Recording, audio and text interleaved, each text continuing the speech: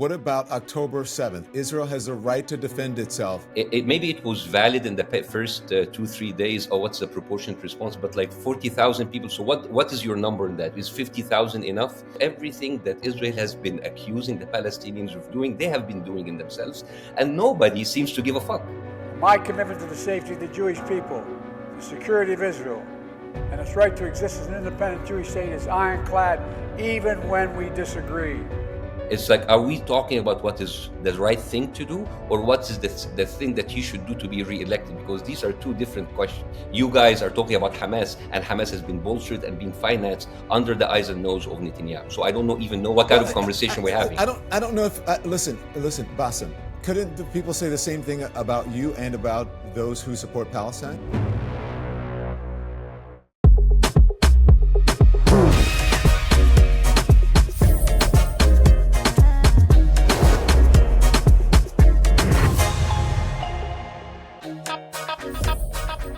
Hello, everyone. Welcome to the Don Lemon Show. I have the privilege of being joined today by a man of many talents, Bassem Youssef. He's a comedian. He's a news commentator. He's also a surgeon. His cutting satire and the coverage of the Arab Spring Revolution really made him famous worldwide. He's currently the co-host of the podcast called We're Not Kidding with Mehdi Hassan. Bassem, hi, welcome guys. to the show. Thank you for being here. Thank you for having me, Don. I really appreciate it. Thank you. What's on your mind? What's on my mind right now? I just finished my tour around Europe. And basically, I'm coming here recovering from a jet lag until I have another tour in the Middle East. So I'm in between two tours. But I know Rafah is on your mind as well. Because Rafah has everybody's mind. Talk to me about that. Well, I don't know. I mean, like, I don't know if it really matters or not. I mean, for 6 months, we've been having the same conversation, the same questions. What do you make of this? Do you condemn Hamas? What is the appropriate response? What is the proportionate response? What would you do? And the thing is, it doesn't matter because this is just noise to fill the air. Israel is just doing what they please, when they please. And it's not the first time. They bombed Rafah, by the way, during the Super Bowl. They bombed it during the Oscars. They started by bombing northern Gaza, and then it's like, oh, just like move to southern Gaza. They moved to southern Gaza, then they bombed them, pushed them to Khan Yunis. And every time you say, that's it, guys, we've got Hamas, we have a whole HQ under a hospital, and do you have a proof? Here's a really cool CGI video to tell you that we have actually an HQ, but then they go in and there is nothing. They bomb hospitals. They lie about bombing hospitals. They blame it on Hamas, and then they go in and they bomb 36 hospitals. They bomb all of the schools, churches, and mosques. There's no stopping. And they will bomb international workers. Oh, oops, it's Hamas. Oops, it's us. But, it's okay. We've been there before. And then there's this fake rage. Oh, my God, Israel, don't do it again. And then they do it again. So it becomes actually like, it's more of like a parody. It's more of like a farce of the news anymore, because what we have seen in the past 6 months is a microsome of what we've been seeing for the past 75 years. Israel getting away with whatever they want, and then people just like faking the outrage. Biden faking, or whatever leadership in power faking that they're gonna hold weapons, and then nothing happens. So I don't know. Go ahead. Let me get in here and respond to some of that, because it sounds to me like you're saying, obviously, when you said it's funny, it's laughable, right? It's not funny, it's laughable, and there's a difference. But it sounds to me like you're saying Israel is not being held to account, and no one is going. You don't believe that anyone in the Western world or the international community, you don't think that they're going to hold Israel to account. Is that what you're saying? Can you show me an evidence that says otherwise? Because they have never been held to account. They have been running away and going away with war crimes underneath everybody's eyes. And maybe people are just like wasting time and asking useless questions. What is the proportionate response? How can we end Hamas? It's just like, it's stupid. I mean, their violation is so much that you cannot keep up. I mean, remember when Trump was in power and you cannot keep up with his lies and crazy shit that he says every single day? Mm-hmm. Like today, like, shithole countries, it's old news now. It's now he's you can grab them by the pussy. It's not that. It's not like you can shoot someone in Fifth Avenue. And it just like becomes so much that it becomes, it's Trump. Now, Israel killed another 15 people. It's Israel. It's fine. Let's just like pretend this fake rage and pretend that there's still some sort of an international law that Israel still is being held up to, but it's not. I mean, talking about international law, when you have 12 Republican senators sending a threatening letter to the prosecutor of the ICC, the International Criminal Court. So, like, if you go behind Israel, we're gonna go after you and your family. What is this? Is this like some sort of a mafia movie? What's Yeah. next? They're gonna send them an But offer they Bassem, cannot refuse. so Bassem, you've heard this a million times. But what about October 7th? Israel has a right to defend itself, and how do how do you put a number to that? They have to do what they have to do in order to stamp out Hamas. Interesting. So the right to defend yourself or any right comes with responsibility. Israel did not hold its responsibility for international law. It didn't hold its responsibility as an occupier that are responsible for those people. And it is just, maybe it was valid in the first 2-3 days. Oh, what's the proportionate response? But like 40,000 people. So what is your number in that? Is 50,000 enough? Because I cannot believe that and a country that's been supplied with the most modern technology, they're just like, oh, we killed children. We didn't mean to.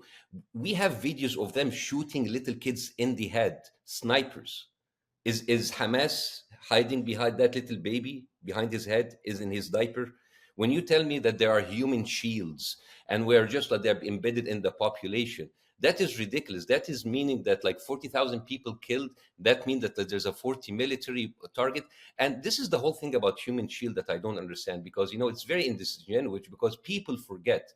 As a matter of fact, B'Tselem, which is an Israeli human rights center, reported on the use of the IDF of human shields, and it goes back to late 1990s. We have multiple reports, videos of IDF soldiers admitting using Palestinians as human shields. It was so bad that in 2005, the Israeli Supreme Court prohibited the use of human shields because it was happening so often, and yet they still continued it. And the worst spit on the face on this is that in 2007, the commander of the IDF in the West Bank, Yair Golan, was reprimanded for approving the use of human shields. But then he was promoted to Deputy Chief of General Staff. 2020, he was elected to the Knesset, then became the Deputy Minister. And 2022, he published a video saying that he was proud using Palestinians as human shields. So can we just like get enough of the deflection, of the projection? Because everything that Israel has been accusing the Palestinians of doing, they have been doing in themselves. And nobody seems to give a fuck. Okay, Bassem, you said that you don't believe Israel's being held to account. Yeah. The Biden administration halted weapons shipments to the Middle East. Oh my God. What do you make of that? God. Oh my God. Oh my God. This is, whoa. After $26 billion? After every single weapon in the American arsenal has been sent there. And the thing is, it's just like, it's a little bit, by the way, how many times have you heard that the Biden administration held or delayed the weapons across the last 6 months? Many times. And then they continue giving it. And basically, here's what's really interesting for me. Biden has bent over backwards. He has lost the Arab vote. He has lost a lot of the liberals on the left side. He has lost a lot of people because his support for Israel. And yet that is not enough. Basically, he is not like enough. There's nothing enough for Israel, and it's funny that, we are heading to elections right now, right? And a lot of people tell me Biden or Trump, and I tell them, it's a tough choice. I mean, both candidates are competing. Who can be Israel's favorite bitch? Biden, after supplying Israel with weapons, sending 26 billions of my tax dollars to them, and having his spokesman like Weasel Kirby gaslighting reporters in their faces every day. And after that, the Israelis are not satisfied. The conservatives on the right are bitch slapping Trump. How could you do that? How could you leave Israel? And then Trump and Kennedy on the other side, they're waiting. Oh, Israel, pick me. I am the one for you. And it is so humiliating as a U.S. citizen. I'm a new citizen, to see that my candidates are competing not for the betterment of our lives as Americans. Go ahead, sorry. There are only two choices. And I think I agree. I shouldn't say I agree. I think that Joe Biden is between a rock and a hard place, because he is supporting Israel. He's getting a lot of criticism, especially from the left wing of the Democratic Party, for supporting Israel. and it may actually hurt him or cost him the presidency. What would you have him do? Because if he stopped supporting Israel, it would be a major change in foreign policy for the United States. What would you have him Are do? we talking about what's right or what's good for his re-election? I'm Are asking we? you the question. No. Are we talking about what's right? Because if he wants to win the election, of course he has to support Israel. The Israeli lobbies. Joe Biden is the highest paid candidate by the Israeli lobbies, $9 million over his career. He's the number one recipient of APAC money and Israeli lobbies money. So of course, I mean, at the end of the day, Arabs. I mean, we just sell vapes, so I don't think we can generate that much money. But if you are the United States and you are the leader of the free world and you pretend that you are holding the morals of the world and upholding the international law, you guys are supporting an apartheid, racist, rogue state that has been killing human beings for 6 months, not just for 6 months, for 75 years, really, and you're not doing anything about it. So it's not about like what should he do. It's like, are we talking about what is the right thing to do, or what is the thing that he should do to be reelected? Because these are two different questions. You really believe that the U.S. is supporting apartheid? Are you saying what Israel is doing is akin to an apartheid regime? Have you done any research about Israel at all? Yeah. I'm asking you. Okay. I'm asking you. Do you All really, right. you believe So that? let's leave the West Bank and Gaza, because these are occupied territories, which Israel has a responsibility towards the people in these. And we're not going to talk about the atrocities that have been doing on Gaza. We'll leave that for now. Not the atrocities they've been doing in the West Bank or the East Jerusalem. Let's talk about people with Israelis passports, citizenships. 20% of Israeli population are Arabs. All right. Arabs in Israel with an Israeli passport supposedly have full citizen right. There are more than 60 racist laws against them. If you did a little bit of research, you will find that there are 60 racist laws against. There are zoning laws like the Jim Crow laws. Palestinians with Israeli passports are not allowed to live in 81% in the land of Israel, or own 93% of the land in Israel. If you are a Palestinian with an Israeli passport and you fall in love with someone in the West Bank, you cannot move him into Israel. You have to move out. Just a couple of days ago, the desert of Najaf, which is inside Israel, Israel went in and just destroyed Bedouin houses. They have destroyed houses in the East Jerusalem. And you tell me about Israel. Israel is what they call a carceral. I think it's the word carceral. Carceral. Is it carceral? Yeah, carceral. I don't know Yeah. what you're referring to. Yeah, so basically, it's a carceral state, which is basically it's a state that uses the legal system in order to advance its political agenda. We talk a lot about like Israeli hostages, but nobody talks about Palestinian hostages. There are 9,000 Palestinian hostages in Israeli prisons. The CNN has just released a report talking about the horrible conditions that in these concentration camps, and I use concentration camp because it's exactly like concentration camps, and it is horrific. It's like as if you're taking a walk in Auschwitz, and it's kind of like it's in CNN. So maybe someone like, I don't know, Jake Tapper, your previous colleague, can take a note from that, because for the last 6 months, all he's been doing is just like bringing people with questionable testimonies to advance the rape hoax that was proved to be like lies time after time after time again, including someone like Chris Cohen, who changed his testimony 5 times until he found his way to Jake Tapper on 4th of January. Yeah, we can. In order to go through the entire history, and I appreciate your knowledge of the region and your knowledge of what's going on. I mean, you asked me a question. You asked me a question if there is an apartheid state, and I just gave you. I get it.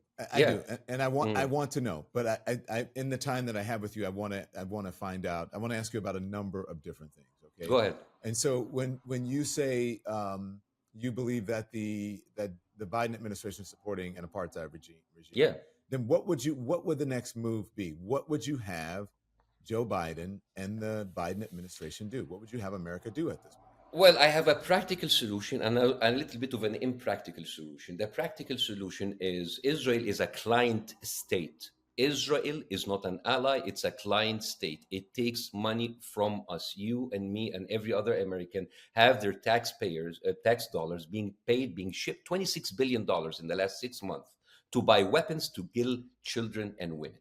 That has to stop. And the thing is, it's really it's a phone call. They can just. But here's the thing: that's the right thing to do. That practical thing to do will not happen. And I'll tell you why. And let me tell you a personal story because this is very important to me. This is very important to me, my friend. I came to this country. I came to this country as a new citizen. I mean, this is new to me. This is all new to me. And I became a citizen in this country. And so maybe I'm asking you to guide me. And everybody knows where I come from, the third world countries. Everybody knows that whoever is in control is not really in control. Whatever president or king or leader, they are basically answering to the US, Russia, or China, or France, whatever superpower is there. And then I come to the States, the land of the free, a country that is by the people, for the people. And I still remember the oath of allegiance that I have recited in front of a judge when I had my American citizenship. And it goes like, I hereby declare on oath that I absolutely and entirely renounce any other allegiances, all allegiances and fidelity to any foreign prince, potentate, state, or sovereignty of whom to which I have therefore been a subject of citizen. And I would support the United States and its laws, right? And then we give a brochure telling us how important it is to vote. And they give me a form, and I registered as a voter the first day I became a citizen. I was very happy, and I was very happy to vote. Then comes to voting. All of the candidates, whether Republicans or Democrats, they are telling you in your faces that they support Israel. AIPAC is talking, bragging about spending $100 million and bragging about the success rate of its candidates, whether Republicans or Democrats. It's not about issues about jobs. It's not issues about healthcare, about justice. It's about the only issue is Israel. But So couldn't the people say the same thing about you and about those who support Palestine? Where's my funding? Where's my funding? I'm sorry. How can you compare me with an AIPAC, with like a lobby that has pledged to pay $100 million, and in return they are bringing $26 billion to Israel? This is the best ROI I have ever seen in my life. How can you compare individuals like me who go to do comedy or have an account to social media? How do you compare that by the power of be that braggly, openly tells you that we control your politicians and you as an American are okay with this? How can you be okay with this as an American? Because I'm new to this. Are you guys used to that? Are you used to that kind of humiliation by your... Listen, what I'm responding to you is you saying when you took your pledge, you said you had to pledge allegiance to America and renounce allegiance to any other country. Yes. And so that is where my question lies. Okay. How is my allegiance? Where is in any of what I just said right now can be considered an allegiance to a foreign country? I am an American citizen, and I don't want my taxpayers' money be sent to a country that has been violating international laws. I have not mentioned anything. I'm talking about Palestinians. I don't think I have allegiance to Hamas or the West Bank or Gaza, because that would be stupid, right? So basically, where is my allegiance? My allegiance is the United States. On the other side, the American politicians are openly wearing IDF uniforms in Congress, like Brian Mast, and they are bragging about taking money from Israel and sending money back to Israel, while me and you paying the tax dollar money in order to finance that. Again, can you repeat? Can you just let me know where would whatever I just said right now shows that I have allegiance to any other country? Where? Bassem, I'm asking you a question because I no, you just asked me, and I'm just clarifying. You said the same could be said about you. Yeah. Where's my double where's my double loyalty? Well, if folks, when sending in aid and giving money to help the people in Gaza, some of that money would possibly go to help Hamas. That's what they believe. Some of those supplies may go to actually help Hamas. I think what the American people believe Again, this is not my belief, but I think what the But American I'm sorry, people, you said some of the money, like the flour, the flour massacre, that people were killed as they were collecting the flour. That but is the kind of money that Hamas if was you'll let me, getting. if you'll let me get in, Okay. what American people will say is that there's no Hamas on the other side. There's no Hamas comparison to in Israel. Interesting. So let's talk about Hamas.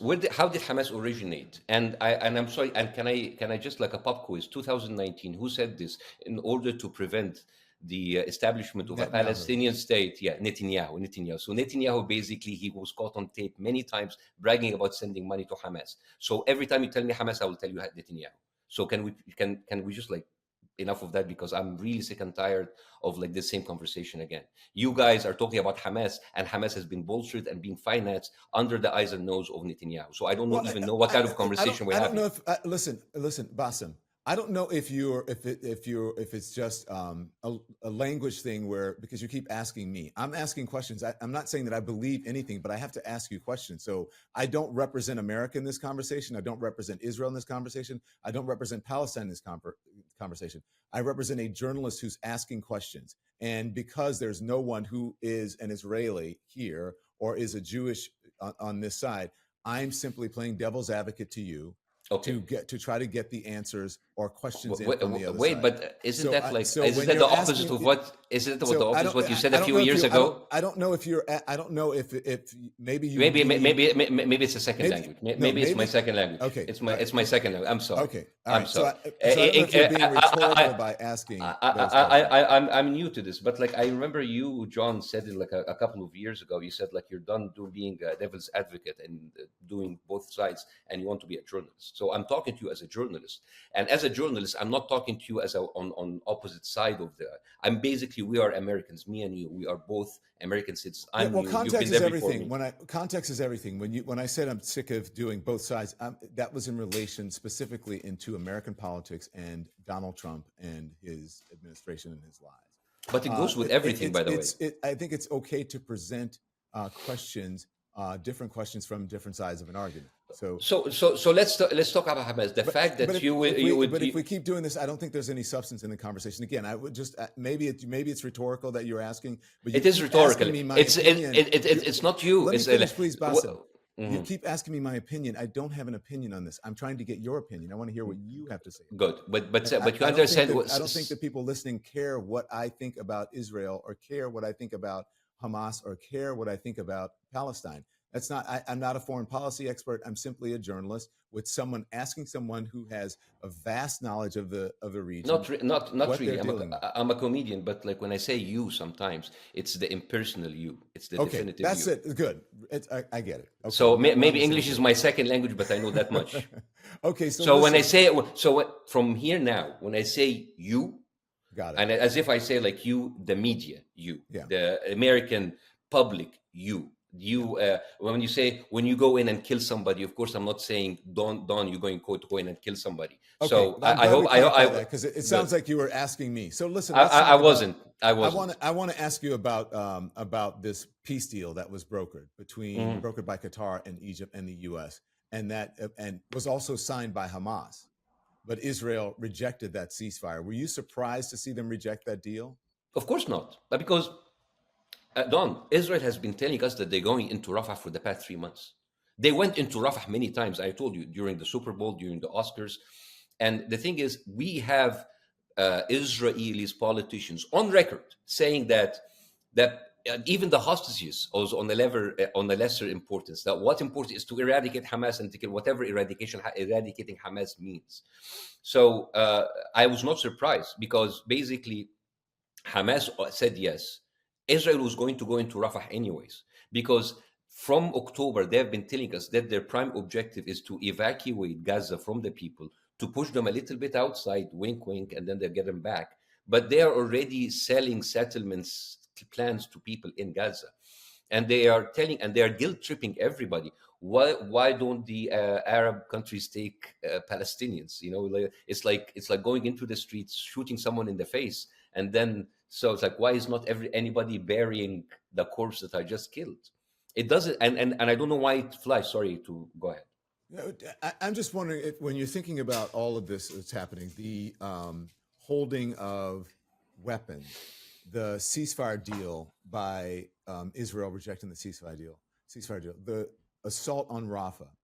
Do you think that this is a beginning of a shift in the relationship between the U.S. and Israel, or do you think that we are not even close to that yet? I don't think we're going to be even close because, again, it really goes back to what kind of a democracy that America pretends they are. They are telling us that if you go and you vote for your candidates, those candidates will present your best interest. But what we have seen time and time again, that those candidates only succeed because they taking a huge amount of money from a lobby that works for a foreign government. I mean, I think this is the problem, Len.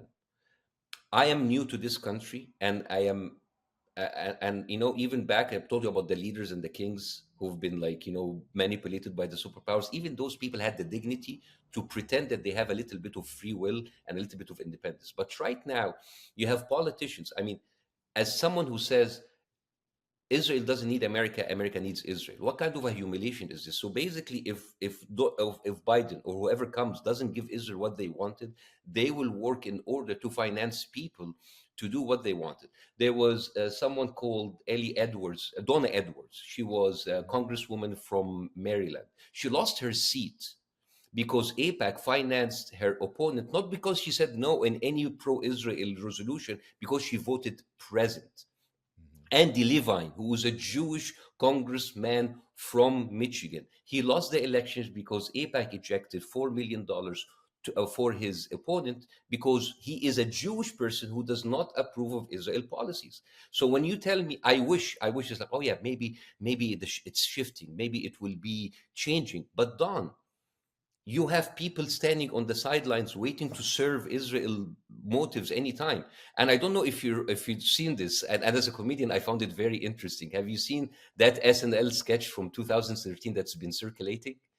It was never aired for obvious reason, So basically, it's Jason Sudeikis playing Chuck Hagel being confirmed as the Ministry of Defense, and how every Republicans, like they were built by Bill Hader and Kenan Thompson, they were upping each other out, trying to figure out who's more loyal to Israel.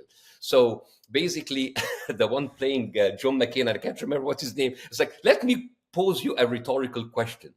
What if Benjamin Netanyahu calls and he says to you, it's vital to Israel's security that you go on national TV this night and perform oral sex on a donkey? And Siddiq is like, what? What does it have to do with Israel? So I'm like, what? Stop doing that. And then he was basically pretending, and he tells you that basically, and then Kenan Thompson says, I'll do it for Israel. And then Bill Hader said, like, yeah, I'll do it too. But also I was raised on a farm. So this SNL sketch encapsulates, and at that time these were conservatives, but now I see that sketch. I did not see. Yeah, because it was not aired. So it was not aired. You previously said that you don't care about the prospect of another Trump presidency. You don't care if he wins the election. You just want to see Joe Biden win. Joe Biden lose? Do you still feel that way? I don't know. I honestly think, I don't know. I really don't know, but I don't. I mean, again, put yourself in my position. Why do you vote for a certain candidate? You sort of vote for a certain candidate because they would represent your your interest. Now, if I see both candidates, their number one agenda is supporting Israel. Me, as a person, as a human being, as an American citizen, does not fall on the list of their priorities. It's Israel and nothing else. So I don't feel seen. And it's not because I'm an Arab or Muslim or Middle Eastern or whatever.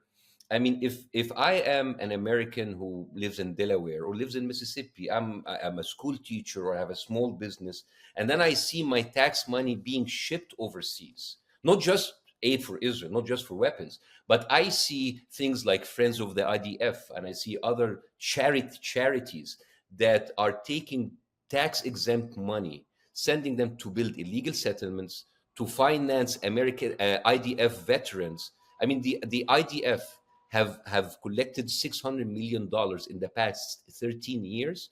And I wonder if any of the Hollywood celebrities who attend these dinners even donate for American veterans or even work for the writers of the actors or the Actors Guild. Back to the thrust of my question. Do you believe the response, if there was a Trump administration, that it might have led to even more violence? in the region? Yeah, I know, but it's basically voting for someone with a violence, with the occasional slap on the wrist that doesn't do anything, or someone just like, guys, do you do whatever you want? So All right. it's very depressing. It's Okay, very so depressing. This is what I can tell you.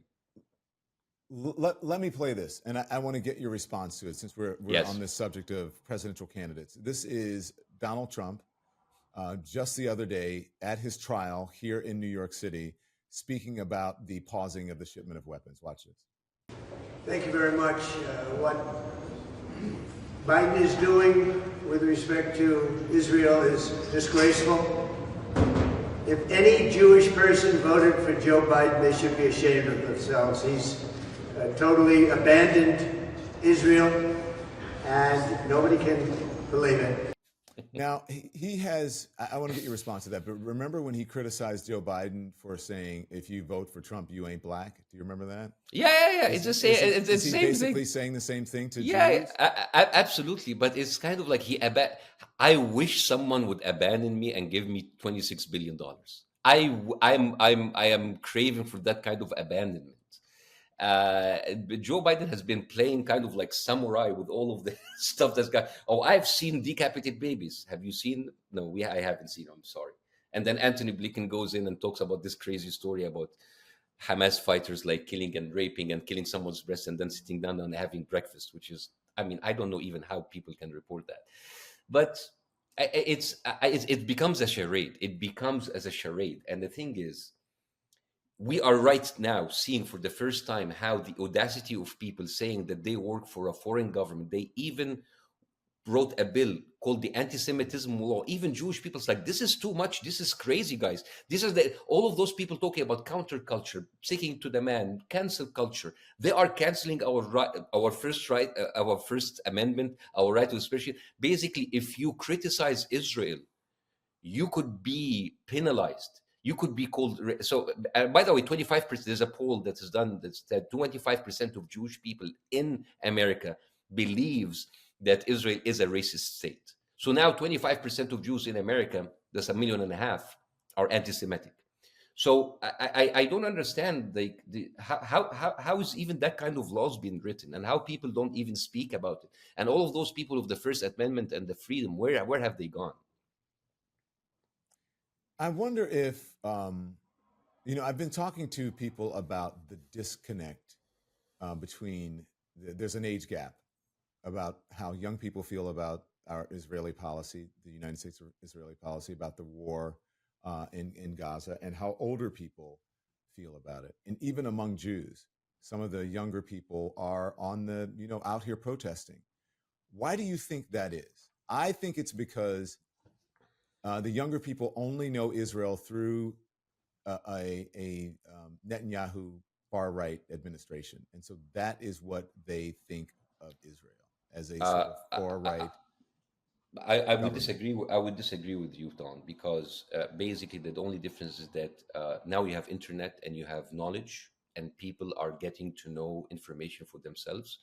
Not so long ago, it was the state-run media that was running the narrative, telling you exactly what you should think. Now with the internet, with TikTok that they want to ban now, people are knowing more and more about Israel and its history. It's not like a left or right. You think they've learned more instead of less? Because people will say, well, it's TikTok. They're only getting little bits and pieces. They're getting bits and pieces off of the internet. They don't know the history. They should visit Auschwitz, and on and on. Interesting. So let's talk about knowing more, because basically this is what Hillary Clinton just said in a couple of days when she went on Joe Scarborough, and she repeated her husband lies about. She said like, "Oh, those young people." You see, this is the way that you belittle college people. These young people, they don't know anything. I mean, and she repeated her husband lies about Palestinians rejecting the peace treaty and Arafat going, leaving the thing. And I want you. This is very important, Don, to bring you to your attention, because it shows you how complicit and how dishonest the media and the politicians are.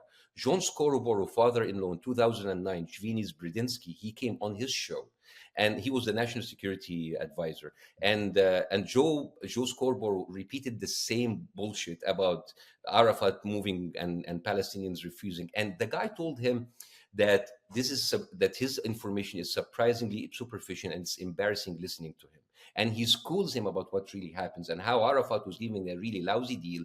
He accepted it, and he attended the Egyptian summit with Ehud Barak. And then he said, like, please give me time because I need to consult the other Arab leaders because this is a very bad deal. He didn't walk up. And then Ehud Barak left in the middle, and he lost the election to Sharon. Sharon came and he completely decimated the Oslo Agreement. And Netanyahu was bragging about sabotaging the Oslo Agreement. So that happened in 2009.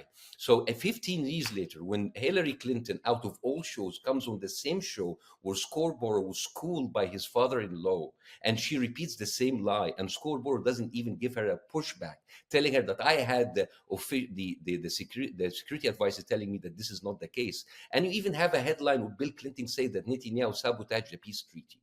So when you have all of this, and then use that, like, oh, but the little kids don't know. No, they know. The reason that they actually are revolting and they are protesting, Don, is that now they know. Now they know. And this gaslighting cannot work anymore. And it's kind of like when I remember I tell you, it is right there in your face. And it's I remember like this quote by George Orwell in 1984 when they told you the party told you to reject the evidence of your eyes and ears. It is their final and most essential command. So the gaslighting that's happening on daily basis, those little kids, those people in Colombia that they were vilified and belittled by the media, they did the same thing in 1968 when they occupied Hamilton's Hall for the Vietnam War. They did it in 1985. I don't think that anyone will disagree with you that people have the right to protest. But I think the problem that people had with Colombia was the breaking and entering, the breaking and entry. Property. So destruction of property. So what happened? What about USLA, where there was no breaking and entry, where there was no occupation? Those people stayed peacefully, and then for 4 hours they were attacked by pro-Israeli mob under the eyes and nose of the police. And none of them have been arrested. And none of them has been arrested. And then they left them a day, and they waited until they were asleep, and the police came in and they have arrested everybody. How is that? All right. And the thing is, the rhetoric that has been used against those kids is very reminiscent of what happened in, if you remember, the Kent State massacre. You remember that? I remember Kent State. Remember that? 1968. Well, I remember 1968 news reports, but I do remember Kent State. Like Jim Rhodes, he was the Ohio governor. He said that these people, that they are worse than the brown shirts, and I think we are up against, what did he say? Oh, the strongest, well-trained, militant revolutionary group that has ever assembled in America. And Donald Reagan in the People's Park protest, when he said, if it takes a bloodbath, let's get it over with, no more appeasement. And now everybody knows who was on the right side of history and who's the wrong side in history. And nobody learns from history, and it's been happening again. Okay, so the reason we have you here is because you have such passion about it, right? And that you are a comedian. And you said, when I said earlier, someone who has vast knowledge of the region and what's happening, you said, no, I'm a comedian, but you do have vast knowledge. Your family's also there. By the way, have you heard from your family before I asked? Some of them got out, and some of them are still trapped inside. And are you hearing from any of them? The people who got out, they are safe. They are in Egypt, and other people like Hassan, my wife's cousin, who I made fun of him being a loser. He's not a loser. He's a doctor, actually, and he works with the UN, so he had to stay back. Okay. Thank you for answering that. I hope that they're okay. But the reason thank you for asking for them. Yeah. So as you said that it was a language issue, because I thought, but you thought that I was being adversarial in the beginning. No, never, not never being adversarial at all. Don't. I love you, man. Yeah. I don't. Yes, no. It's not. No. Listen. I was using my English skills in using the imperfect you, and it just got. Again, I'm new to this. I don't take anything personally, okay, Bassem? You don't have to worry about that. And I actually love passionate conversations, and even if we disagree on things, I think that's good for discussion. But listen, I saw you in Piers Morgan. There's a method to my madness why I'm asking you this. I think it was the beginning of the conflict, October 17th, around that time. 22 million viewers watched. Yes. I just wonder, why do you think you have resonated with so many people? Is it the passion that you have about it? Is it because of your satirical tone? Why do you think you resonated with so many people? It's a multiple things. Yeah, maybe the satirical tone, but I think at the time it was only 10 days into the conflict. It's not a conflict. It's not a war. It's a one-sided genocide, by the way. So 10 days after the thing, and everybody was afraid to speak because the lies of the Israeli propaganda was so. I remember the decapitated babies that was refuted. The rape hoax was refuted many times. Even me, I could not get. I refused to get out on Piers Morgan twice because I was saying, how can I do that? And then suddenly, no, something's not making sense. So when I spoke up, people say, hey, we think the same. So I think it's resonated because a lot of people saw what I said, and it basically brought in the other side of the conversation. Because if you watch the American media, it's only one-sided. It's Israel. And then when they talk about the Palestinians, we're so sorry we're killing kids, but we don't know what to do. We don't know how to do it even better. Can you please kill less kids, but continue the killing? It's just like very, very. That is the satirical. Well, in that interview, you did say, in order for there to be long-term peace achieved in the region, that we, Western media, as you said, here's the quote. It says, "must change the perception around good and evil." Right. Yeah. And then you satirically quoted Nikki Haley, and you said, between good and evil, between Israel and Palestine, arguing that Israel was given a blanket green light to act with impunity because Palestinians are inherently evil. Mm-hmm. So some of the polling suggests that view is changing. Do you feel that way? The polling says 55% of Americans disapprove of military action in Gaza. Yeah, and these are the 55% and the other 45% are still exposed to the same media. I mean, I don't think that this other side, the Palestinian side, has had a fair share of representation. I mean, I am very sorry, and it's kind of a journalistic scandal when the New York Times, that have run with the most outrageous stories about the rape stories that was proved by the Israeli media themselves to be hoax, to be wrong, they win a Pulitzer Prize. It's the same New York Times that claimed that there are 450 miles of tunnels inside of Gaza. That is more miles of tunnels than there is the New York subway system. How can you believe that? It is the same way that Amy Schumer gets on the cover of Vanity after promoting the genocide, or Bill Maher thinking of what he's doing is comedy by punching down of little college kids, or Dr. Phil going to Israel to whitewash Netanyahu. But I mean, that's okay because Dr. Phil is used to hosting predators, so it's on brand. At the same time, we talk about the polling, about the sentiment among Americans changing. The focus group suggests that the Middle East and foreign policy rank really far behind a number of issues that are important to young voters ahead of this election. And I just go on. Yeah. No, I understand, but I think I really do believe. I'm from the Middle East, but I really want America first. I do. And America first is not a Republican or a Democratic slogan. America first should be on people's agenda, not Israel first. So if you go in and you continue paying an arsenal to continue killing women and children, it's not a war. It's a one side. War is between two competing adversaries. You have people being killed in refugee camps, and I don't understand how can this continue. And I really want to hold my politicians accountable, and want them to work for me instead of working for a foreign government. And again, and I'm sorry that I bring that on, Don. Please forgive me, but I came here in order to know that my vote makes a difference. If my vote doesn't make a difference, and whoever I vote into office would just give more concession to Israel, why are they even there? It is mind-blowing. How is not every single platform, every single news show in America talking about how our democracy is being hijacked in front of our eyes while they are bragging about it? It is the biggest gaslighting operation I've ever seen in my life. How are you not losing your mind about this every single day? When I want to ask you about something you said about, you criticized Joe Biden for saying, he said he described Zionism, right? Because I know you feel a certain kind of way about Zionism. He said that's why Israel is necessary. People do not feel safe anywhere in the world. That was his statement. And he said that's why Israel is necessary. Why do you think Zionism is such a bad thing? Because you've criticized the president. Because Zionism is an expansionist, apartheid, racist ideology. It has nothing to do with Judaism. It has nothing to do with Jewish people. And don't hear from me. I'm a biased person from the Middle East. I'm Arab, I'm Muslim, I'm brown. Listen to the rabbis, listen to the Jewish people, listen to the people inside America who listen to Naomi Klein, who wrote an op-ed called "We Need and Have an Exodus from Zionism." And she is Jewish. I think the worst thing, listen, Zionists are using Jewish people as a front in order to use their suffering. They hide behind them. They victimize themselves behind them. The same way that ISIS and Qaeda are using Muslims, and they are projecting. I'd reject that ISIS or Qaeda represent me, and a lot of Jewish people reject that Zionism represent them.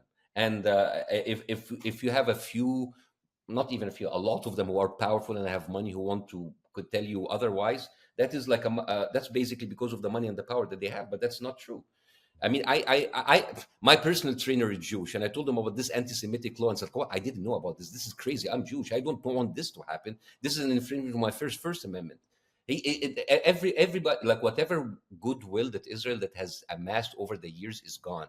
But it doesn't matter, because it's always been there has been always been this disconnect between the people and the political and the media elite. Remember the thousands and hundreds of people that went on march against the Iraq war? Did that change anything? Remember the thousands of people who went on march against the Afghanistan war? Did that change anything? All of these college people, their life has been decimated, their careers has been spoiled. And you know why those college students are being, they are such like a thorn in the side of politicians? Because those people, I've heard one of them speaks like, "I don't care about my career, my degrees, if I don't stand up to my morals and my ethics." And those people, the presence of those people shows how weak and a sellout and a horrible people the media, people in the media and the politics have been.